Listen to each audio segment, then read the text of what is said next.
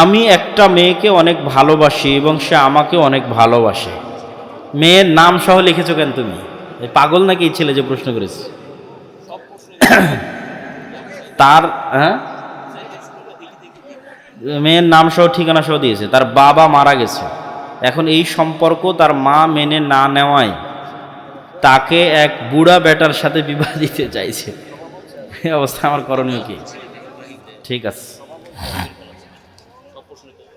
আচ্ছা, এটার উত্তর হচ্ছে বাবা, মেয়ের পিতা যদি না থাকে তাহলে মেয়ের অভিভাবক মেয়ের দাদা, মেয়ের দাদা যদি না থাকে মেয়ের অভিভাবক মেয়ের চাচা, মেয়ের চাচা যদি না থাকে মেয়ের অভিভাবক মেয়ের ভাই, মেয়ের বাপও নাই, চাচাও নাই, দাদাও নাই, ভাইও নাই, তাহলে মেয়ের অভিভাবক এলাকার চেয়ারম্যান মেম্বার, মসজিদের ইমাম।